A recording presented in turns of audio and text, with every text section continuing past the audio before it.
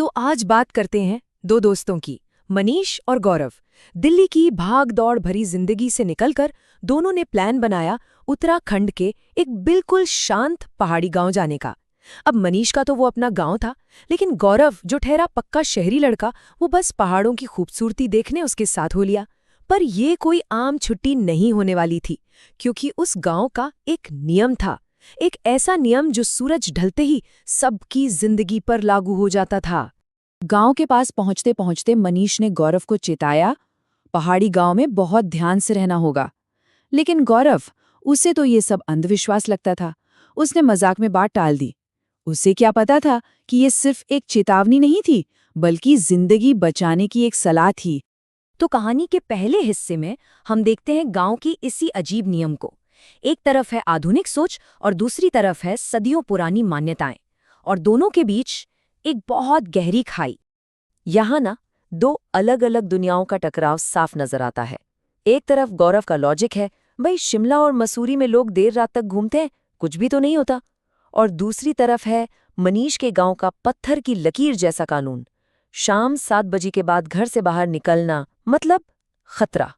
और ये नियम कितना सीरियस था, इसका अंदाजा इस बात से लगाइए कि जैसे ही मनीष और गौरव गांव पहुंचे, मनीष की मां दरवाजे पर आरती की थाली लेकर खड़ी थी। बुरी नजर और बुरी शक्तियों को दूर भगाने के लिए एक अग्नि अनुष्ठान। मतलब ये कोई मजाक नहीं था, ये गांव वालों की गहरी आस्था थी, जिसे कोई तोड़ना नहीं चाहता था। तो अब कहानी उस मोड़ पर पहुंचती है जहां गौरव का शक सिर्फ बातों तक नहीं रहता। वो फैसला करता है कि वो इस नियम को सीधे सीधे चुनौती देगा। मनीष का छोटा भाई है राहुल। वो गौरव को गांव की एक पुरानी कहानी सुनाता है, भूतों की बारात के बारे में।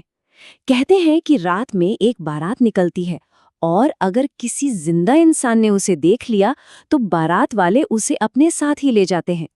गौरव ये सुनकर जोर से हंस पड़ा। उसे ये सब बच्चों वाली कहानी लगी, और बस इसी अंधविश्वास को गलत साबित करने के लिए गौरव ने एक जिद पकड़ ली। रात में उसका बाहर निकलना सिर्फ एक जरूरत नहीं थी, बल्कि वो ये दिखाना चाहता था कि गांव वालों की ये मान्यताएं कितनी खोखली हैं। उसने इस जिद को एक एक्सपेरिमेंट में बदल दिया। वो सिर्फ बाहर नहीं निकला, बल्कि सबूत के लिए अपने फोन पर वीडियो रिकॉर्डिंग भी ऑन कर ली और जानबूझकर घर से दूर जाने लगा। उसका शक अब एक बहुत खतरनाक खेल बन चुका था। अब कहानी उस हिस्से में आती है जहां गौरव का सारा आत्मविश्वास, सारा शहरी लॉजिक टूटने लगता है। उसका सामना अब उन चीजों से होता है जिनका कोई वैज्ञानिक या तार्किक जवाब नहीं था। हुआ ये कि सबसे पहले उसे एक तेज झरने की आवाज सुनाई दी। अजीब बात ये थी कि आसपास मीलों तक कोई झरना था ही नहीं। फिर कानों में एक अजीब चुभने वाली फुसफुसाहट गूंजने लगी, इतनी तेज कि लगा जैसे कान के पर्दे फट जाएंगे। वो थोड़ा और आगे बढ़ा तो सड़क पर एक कुत्ता बैठा दिखा। गौरव जैसे ही उसके पास पहुंचा, वो कुत्ता हवा में गायब हो गया। गायब! गौरव के पसीने छूट गए, और फिर वही कुत्ता थोड़ी दूर खड़ा होकर भौंकता हुआ दिखा और फिर से गायब हो गया। अब गौरव को यकीन हो गया था कि ये उसका कोई वहम नहीं है। डर के मारे कांपते हुए गौरव ने घर की तरफ वापस भागने का सोचा। तभी उसके सामने एक आदमी आ गया। वो बिल्कुल नॉर्मल दिख रहा था, जिसे देखकर गौरव को थोड़ी सी राहत मिली। उस आदमी ने गौरव को चेतावनी दी कि यहाँ से भूतों की बारात निकलने वाली है, तुरंत चले जाओ। लेकिन वो राहत का पल पलक झपकते ही खौफ में बदल गया। गौरव ने जैसे ही उस आदमी से कुछ पूछा, उसका चेहरा मोमबत्ती की तरह पिघलने लगा। उसकी आंखें पूरी तरह सफेद हो गईं और वो अपनी ही हड्डियों को चटकाने लगा, मरोड़ने लगा। गौरव चीख मारकर भागा, लेकिन वो चीज इंसान की रफ्तार से कहीं ज्यादा तेज उसका पीछा कर रही थी। डर के मारे भागते भागते गौरव का पैर फिसला और वो झाड़ियों में जा गिरा, और बस वहीं छिपकर अपनी सांसें रोक लीं। और इसके बाद जो हुआ वो कहानी का सबसे भयानक हिस्सा था। गांव की वो किंवदंती अब एक खौफनाक हकीकत बनकर गौरव के सामने थी। झाड़ियों में छिपे छिपे गौरव को ढोल और शहनाई की आवाजें सुनाई दी। एक पल को उसे लगा शायद गांव वाले हैं, शायद वो बच जाएगा। लेकिन तभी उसे राहुल की बात याद आई, भूतों की बारात। जब उसने झाड़ियों से झांक कर उस बारात को देखा तो उसकी रूह कांप गई। वो लोग इंसान नहीं थे। उनके चेहरों से मांस नोचा हुआ था, आंखें बाहर की तरफ निकली हुई थीं, पैर पैर पीछे की तरफ मुड़े हुए थे और हर एक चेहरे पर एक शैतानी मुस्कान थी। बारात जैसे जैसे पास आती गई, ढोल और शहनाई का शोर इतना तेज हो गया कि गौरव के कानों से खून बहने लगा। वो एक ऐसा हमला था जिसे वो बर्दाश्त नहीं कर पा रहा था। और फिर वही हुआ जिसका उसे सबसे ज्यादा डर था।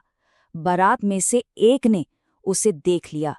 वो गौरव को देखकर बहुत भयानक तरीके से मुस्कुराया।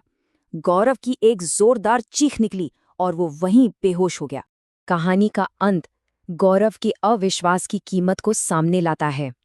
अगली सुबह जो कुछ भी हुआ, उसने गांव के उस 7 बजे वाले नियम को हमेशा हमेशा के लिए सच साबित कर दिया। रात में गौरव गायब रहा। सुबह जब मनीष और उसके घर वालों ने उसे कहीं नहीं पाया तो पूरा गांव उसे ढूंढने निकल पड़ा। और फिर गौरव मिला, एक पेड़ से लटका हुआ। उसके शरीर की जो हालत थी वो बेहद डरावनी थी। आंखों के अंदर पुतलियां नहीं थी, जबान बाहर निकली हुई थी और हाथ पैर बुरी तरह से मरोड़कर उल्टे कर दिए गए थे, ठीक वैसे जैसे उसने रात में उन बारातियों को देखा था। और आखिरी सबूत गौरव का फोन था। जब मनीष को उसकी जेब में वो फोन मिला तो उसमें पिछली रात की पूरी रिकॉर्डिंग मौजूद थी। गांव वालों की वो चेतावनी, जिसे गौरव ने अंधविश्वास का नाम दिया था, अब एक भयानक सच बनकर फोन में कैद हो चुकी थी। तो यहाँ आकर एक सवाल खड़ा होता है, क्या ये सब सिर्फ एक अंधविश्वास था या फिर एक ऐसी हकीकत जिसे हम अपनी खुली आंखों से देखना ही नहीं चाहते? इस पर विचार जरूर कीजिएगा।